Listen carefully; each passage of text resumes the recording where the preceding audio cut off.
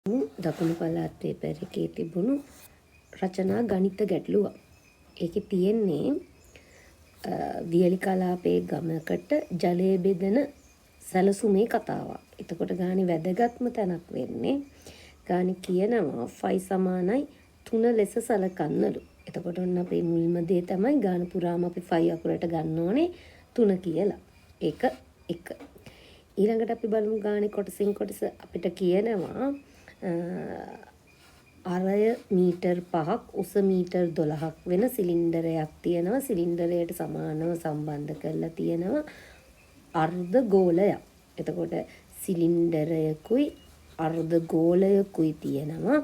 අර්ධ ගෝලයක් හොඳේ ළමයි ගණන් හදද්දි ගෝලයක් කියලායි ගාන හදලා තිබුණේ ගොඩක් දරුවෝ අර්ධ ගෝලයක් වෙන්න ඕන.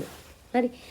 අර්ධ ගෝලයේ හා සිලින්ඩරයේ අරයන් සමානයි කියලා රූප සටහනෙනුත් පේනවා වචනෙනුත් කියලා තියෙනවා. හරි. අපි යමු පළවෙනි කොටසට. ප්‍රධාන ජල ටැංකියේ කොටස් දෙක වන සිලින්ඩරාකාර කොටසේ සහ අර්ධ ගෝලාකාර කොටසේ පරිමාවන් වෙන වෙනම ගණනය කරන්න.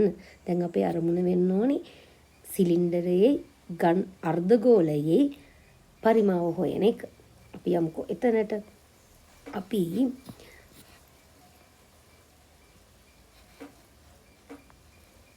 යමු සිලින්ඩරයේ පරිමාව හොයන්න. එතකොට සිලින්ඩරයේ පරිමාව වෙන්නේ 5r වර්ගය h. 5 කියන්නේ 3යි කියලා ගානේ කිව්වනේ. r කියන්නේ 5නේ. අරයනේ. එයාගේ වර්ගය. ගුණ වෙන්න ඕනේ h කියන්නේ 12. එහෙනම් මේ කට්ටිය ගුණ කරාම උත්තරේ එනවා දරුවෝ 900යි. ඒකකය ලියවෙන්න ඕනේ ඝන මීටර්. ඝන මීටර් 900ක් එනවා. ඒකෙම තව හොයන්න තියෙනවා ඝන අර්ධ ගෝලය. ඝන අර්ධ ගෝලය. ඝන නෙමෙයි අර්ධ ගෝලය. අර්ධ ගෝලය ගෝලයේ පරිමාව නම් 3න් 4යි 5r ඝනය. අර්ධ නිසා වැඩි වෙන්න ඕනේ භාගයෙන්. දැන් තියෙන්නේ ආදේශ කරන්න. 3න් 4යි 5 කියන්නේ 3යි r කියන්නේ සිලින්ඩරයේ අරයමයි. ඒ කියන්නේ 5 ඝනය. ගුණ කිරීම අර්ධ නිසා භාගය එනවා. කපන්න සුළු කරන්නත් පුළුවන්. එහෙම නැත්නම් මේක ඒ විදිහටම කැල්ලකේ ගහලා උත්තරේ ගන්නත් පුළුවන්. උත්තරේ ඒවි 250යි ඝන මීටර් කියලා. ඔන්න දෙවෙනි කොටසට උත්තරේ. ඊළඟට අපෙන් ප්‍රශ්නේ අහනවා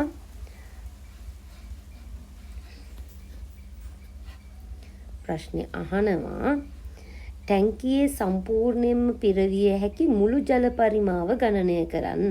මුළු ජල පරිමාවයි අහන්නේ. මුළු ජල පරිමාව කිව්වහම එන්න ඕන මේ කියපු සිලින්ඩරයේ හා අර්ධ ගෝලයේ පරිමාවල් දෙකේ එකතුව 900 ධන 250. සාමාන්‍යයෙන් දරුවෝ මේ එකතු කරන උත්තරේ කෙලින්ම කැල්ලකේ ගහලා ගන්න පුළුවන්. මේ පේලිය නොලිය. හැබැයි මේ පේලිය ලියන්න මොකද වැරදිලාවත් පළවෙනි කොටස් දෙකේ උත්තර දෙක වැරදුනොත් ක්‍රමයට හෝ ලකුණු එන්න පුළුවන්. ඒ නිසා එකතු කරා කියන මේ ඉලක්කම් දෙක 900 ධන 250 කියන පියවර ලියා දක්වන්න. එකතු කිරීම වෙනුවෙන් වෙන් වෙන එහෙම නැත්නම් ක්‍රමයට වෙන් වෙන ලකුණ ගන්න පුළුවන්. උත්තරේ කොහේ හරි වැරදුනොත් පුරුද්ද තියාගන්න මේ පේලිය ලිය. එතකොට මුළු එකතුව එනවා 1150යි. ඒකකයක් ලිවීම වැදගත්. ඝන මීටර්. ඊළඟ කතාවට යමුකෝ. ඊළඟ එකේ කියනවා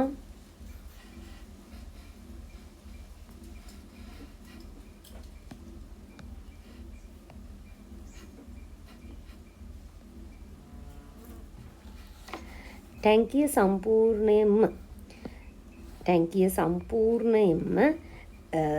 ජලයෙන් පිරවීමට ටැංකිය සම්පූර්ණයෙන්ම ජලයෙන් පිරවීමට අරය මීටර් 1 හා අරය මීටර් 1යි දිග මීටර් 1.5 සිලින්ඩරාකාර ජල බඳුනක් ජල බවුසර රත කීයක් අවම වශයෙන් ඕනද කියලා. ඒ කියන්නේ මේ වතුර ටැංකියේ තියෙන වතුර ටික බවුසර් වලින් යවන්නනේ හදන්නේ. එතකොට බවුසර් කීයක් ඕනද කියලා යහන්නේ.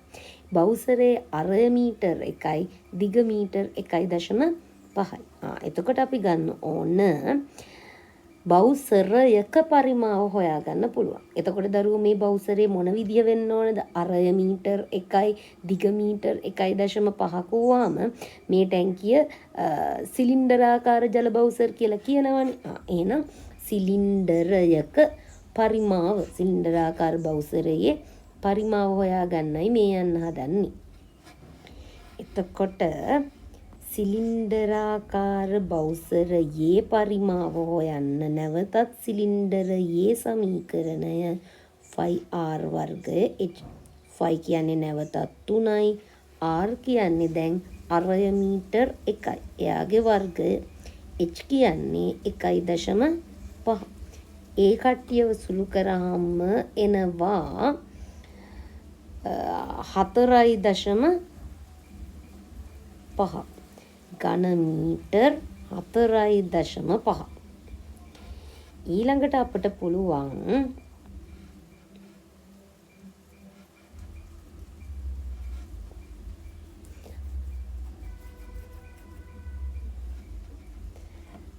බවුසර ගාන හොයන්න. බවුසර ගාන හොයන්න මුළු පරිමාව බවුසර ගණන n කියලා ගමු. එතකොට මුළු පරිමාව තියෙන්නේ 1150නේ. බවුසරයක පරිමාවෙන් මුළු පරිමාව බෙදන්න ඕන. එතකොටයි බවුසර ගණන එන්නේ. බවුසර ගණන මේ කියන එකේනා බෙදුවාම දරුවෝ එන්නේ දශම ගාන. එතකොට 255.5යි 6 කියමු. එතකොට 255කුයි 5යි 6කුත් තව කොටසකුත් ඕනේ. ඒ නිසා වතුර ටිකක් ඉතිරි වෙනවනේ. එහෙනම් අවම වශයෙන් මට ඕන බවුසර ගාන 255 නෙමෙයි 256. අර ඉතිරි පොඩ්ඩ දාන්නත් බවුසරයක් ඕන වෙනවා. 256ක් ඕන වෙනවා.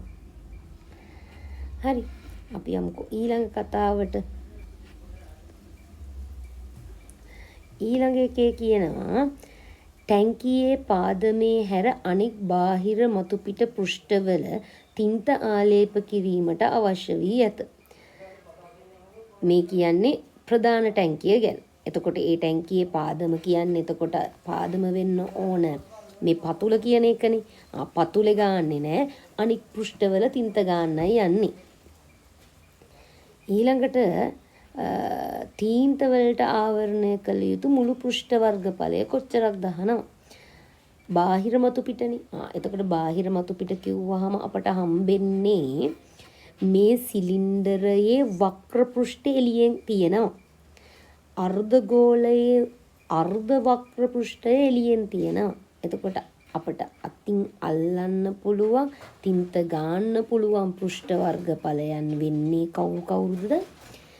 සිලින්ඩරයේ වක්‍ර පෘෂ්ඨයයි අර්ධගෝලයේ වක්‍ර පෘෂ්ඨයයි.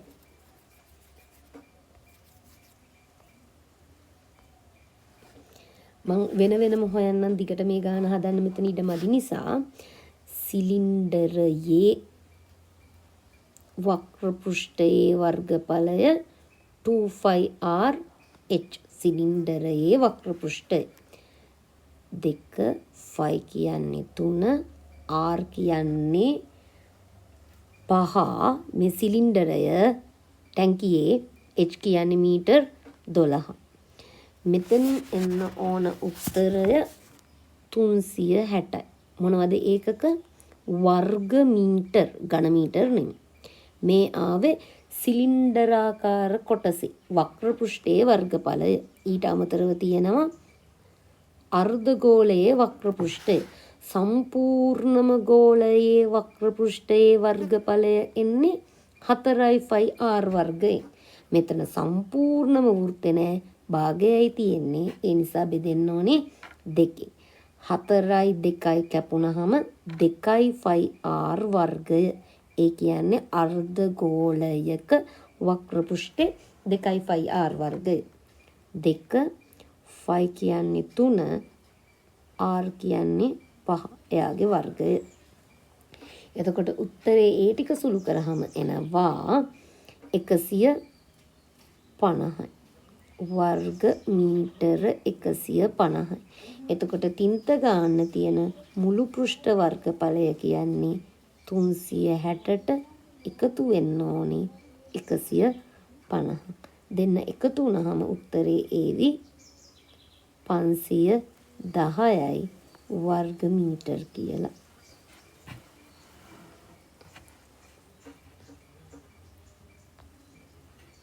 ඊළඟ කතාවට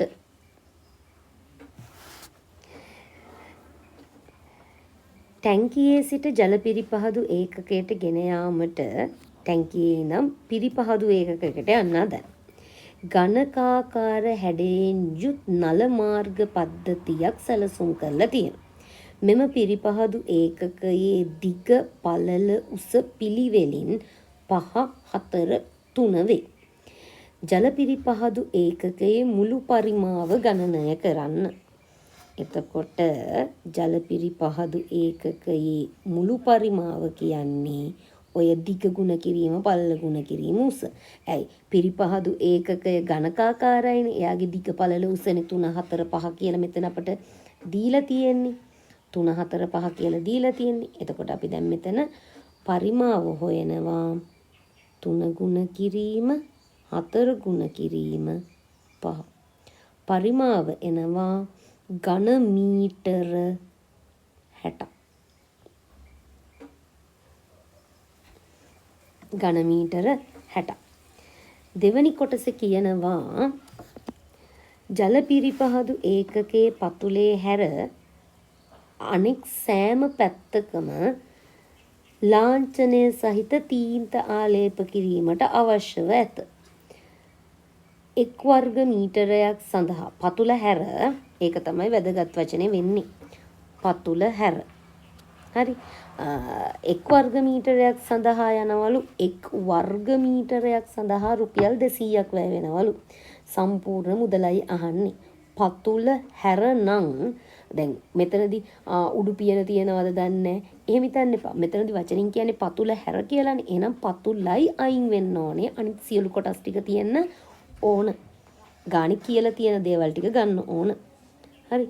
එහෙනම් වර්ගඵලය වෙන්නේ පතුල හැරනම් උඩුපියන ගත්තොත් දිග ගුණ කිරීම පළල. දිග ගුණ කිරීම පළල. දිග 5යි පළල 4යි. පතුල නැති නිසා 5 ගුණ කිරීම 4 තමයි උඩින් එන්නේ. ඒකට එකතු වෙන්න ඕනේ වම් පැත්තයි දකුණු පැත්තයි. ඉස්සරහා පැත්තයි පිටිපස්සයි. ඒ කියන්නේ පැති 4 සිරස්ව තියෙන මූණත් 4. ඒකේ ඉස්සරහා පැත්තයි පිටිපස්සයි කියලා අපි ගමු දිගයි උසයි එන්න ඕන. දිග කියන්නේ 5යි. උස කියන්නේ 3යි. ඒ වගේ පැති දෙකක්. ඉස්සරහයි පිටිපස්සයි කොහාම දෙකක් එනවා. ඊළඟට පැති දෙක ගැන හිතන්න. එහෙනම් එන්න ඕනේ පළලයි උසයි. පළල කියන්නේ 4, උස කියන්නේ 3. ඒ වගේ පැති දෙකක් තියෙනවා. ඔන්න ඔය ටිකේ එකතුවනි මුළු පෘෂ්ඨ වර්ගඵලය වෙන්න ඕන. එතකොට එන්න ඕන 20 එකතු කිරීම 24 එකතු කිරීම 30. හරි. ඔයාගේ අන් ටික සුළු කරාම එනවා. එකතු කරාම එනවා මුළු අගය වර්ග මීටර් 74. මේ එන්නේ තින්ත ගන්න තියෙන මුළු පෘෂ්ඨ වර්ගඵලය වර්ග මීටර් 74.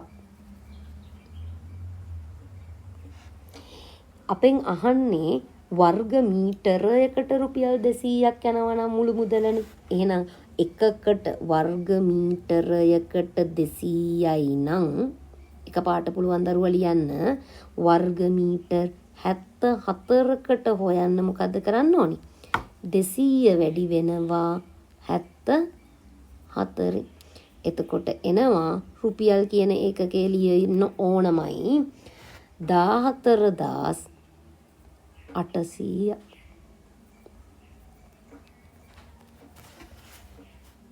හරි නේද? අපි යමු ඊළඟ කොටසට.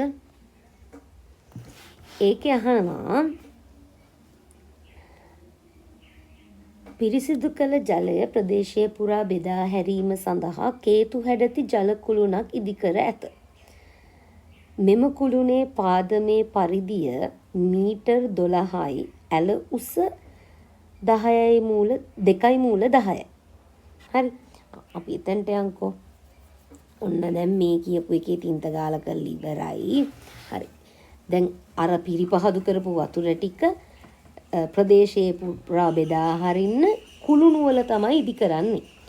එතකොට ඒ කුළුණ තියනවා කියන්නේ මෙන්න මෙහෙම. කේතුආකාර කුළුණ. ඒ කේතුආකාර කුළුණේ ගාණි කියනවා මෙන්න මෙතන පරිධිය 12යි ඇල උස ඍජුස නෙමෙයි. ඇල උස මීටර් 2යි මූල 10යි. ඇල උසයි කියන්නේ කවුද දරුවෝ? මෙන්න මේකටනේ ඇල උස කියන්නේ. මෙන්න මේ පැත්තනේ ඇල උස. හරි. පරිධිය කිව්වේ මෙන්න මේ වෘත්තයේ රවුමේ පරිධිය. හරි. පරිධිය දීලා තියෙනවා මීටර් 12. පළවෙනි කොටසේ අහන්නේ කේතුව හැඩති ජල කුළුණේ පරිමාව ගණනය කරන්න. කුළුණේ පරිමාව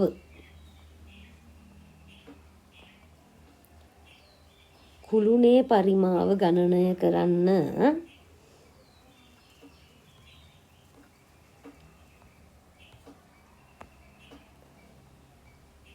පරිමාව සමානයි.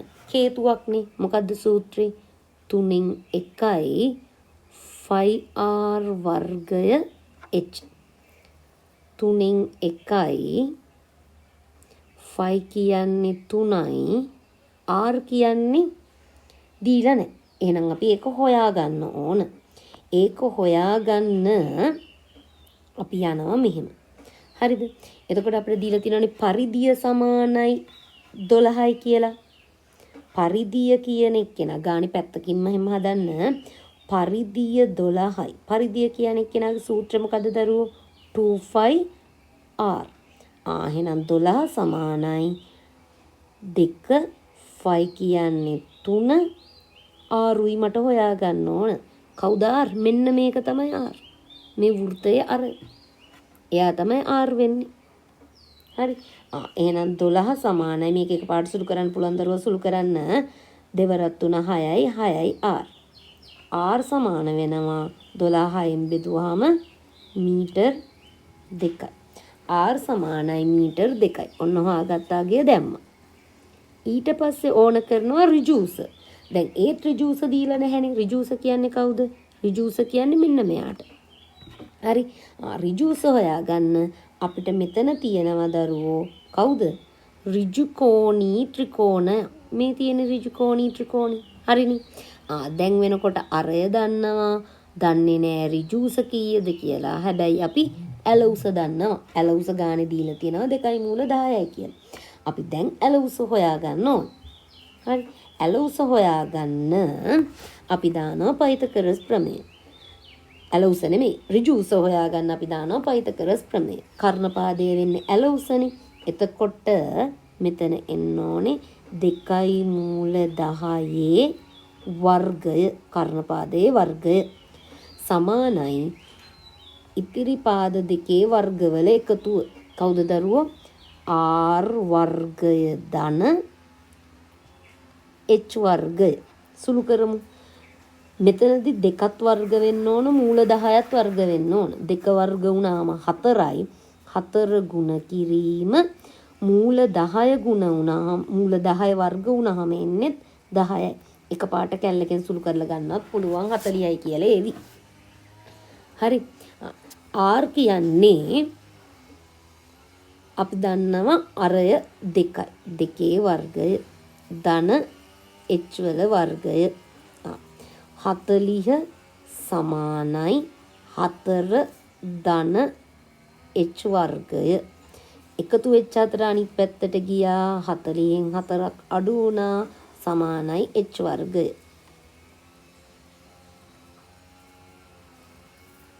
එතකොට එනවා h වර්ගය සමානයි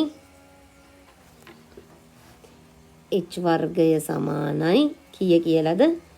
36යි කියලා. ඒ කියන්නේ h කියන්නේ දෙපැත්තෙම වර්ගමූලෙ ගත්තාම h වලට එනවා මීටර් 6යි කියලා. ඔන්න ඒ ආපු මීටර් 6 දානවා මෙතනට. හරි. 3ට 3 කැපිලා යනවා. 2 වර්ගය 4යි 4 වරක් 6 24යි කියලා එනවා. කුළුණක පරිමාව. කුළුණක පරිමාව 24යි ඝන මීටර්. ඊළඟට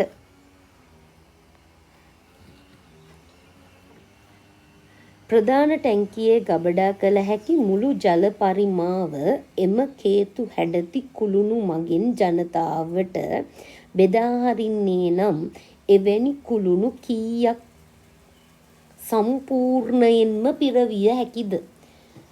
දැන් මල් ළඟ තිබුණනේ දරුවෝ මුළු පරිමාවක් අර ප්‍රධාන ටැංකියේ දාලා මෙන්න මෙතන ටැංකියේ තිබිලා මෙන්න මේ ටැංකියේ මුළු පරිමාව තිබුණේ 1150යි ඝන මීටර්නේ.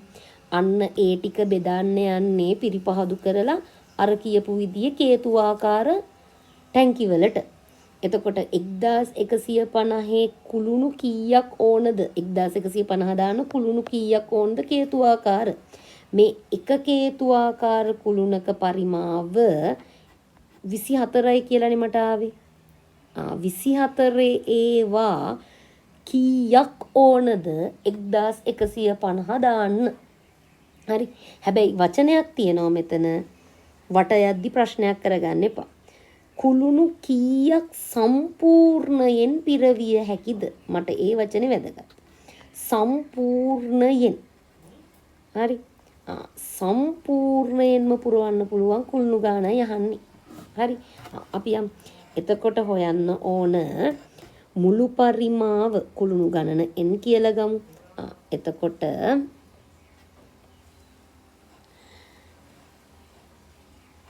අපි කුළුණක පරිමාව 24 ආවනේ. කුළුණු ගණන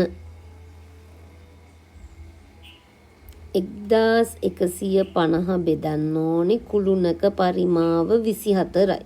ඕක බෙදුවාම දරුවෝ එන්නේ දශම අගයක්. ඒ එන උත්තරේ අගය කීයද? එන්නේ 47.9.2යි. ඒ කියන්නේ කුළුණු 47ක් හරියටම පුරවන්න පුළුවන්. තව පොඩි ප්‍රමාණයක් ඉතිරි වෙනවා. ඒ පොඩි ප්‍රමාණය කුළුණකට දැම්ම කියලා සම්පූර්ණයෙන් කුළුණ පිරෙන්නේ නැහැ. එහෙනම් 47.9.2යි විදියට උත්තරේ ආවට ඕක වට යද්දි 48 වෙන්න බෑ. ඇයි 48 වුණොත් 47ක් සම්පූර්ණයෙන් පිරීලා චුට්ටක් පිරලා තියෙන්නේ අන්තිම කුළුණේ. 48 වෙනි කුළුණේ තියෙන වතුර පොඩ්ඩයි. එහෙම නෙමෙයිනේ අහන්නේ. සම්පූර්ණයෙන්ම පිරවිය හැකි කුළුණු ගානනේ. ඒ නිසා මෙතන උත්තරේ වෙන්න ඕනේ 47. හරි. ඊළඟ එකට යන්නකො ප්‍රශ්නෙට.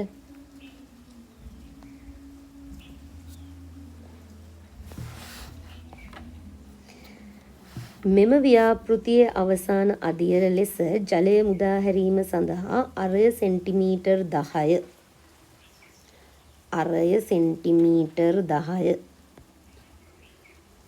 සහ දිග මීටර් 1 වන සිලින්ඩරාකාර නලයක් යොදා ගන්නවා. අරය 10යි දිග මීටර් 1යි.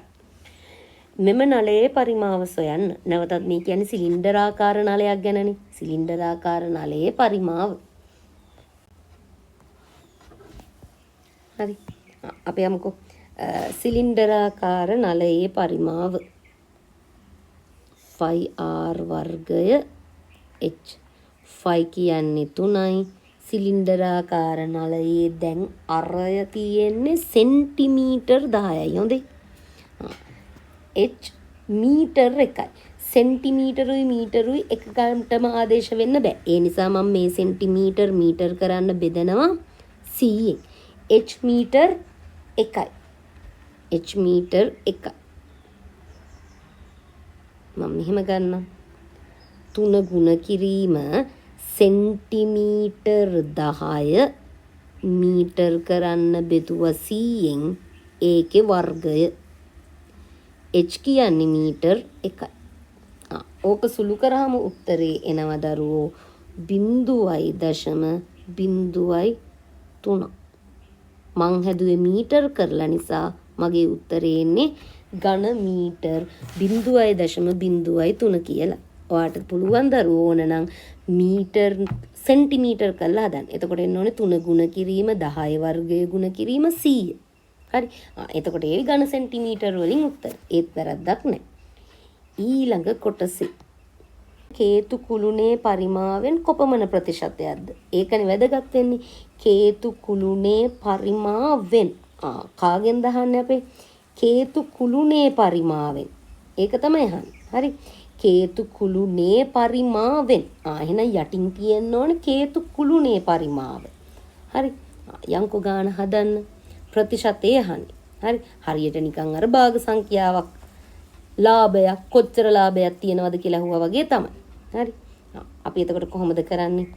අපිට යටට එන්න ඕනේ කේතු කුළුණේ පරිමාව. කේතු කුළුණේ පරිමාව කීයද දරුවෝ තිබුණේ? 24යි ඝන මීටර්. හැබැයි උඩටත් එන්න ඕනේ ඝන මීටර් රගයක්මයි. දැන් අපි හොයාගත්ත සිලින්ඩරයේ පරිමාවත් ඝන මීටර් 0.03. ප්‍රතිශතය අහන නිසා එයා වැඩි කරන්න ඕනේ 100ට 100. ඔච්චරයි. එතකොට උත්තරේ එනවා 0.125. ඕක 0.13 කිව්වත් කමන්නේ 0.125 කියලා උත්තරේ එනවා. අදට මෙතනින් ප්‍රශ්න කොටස ඉවර වෙනවා. අපි ඊළඟ දවසක ආයි කතා කරමු.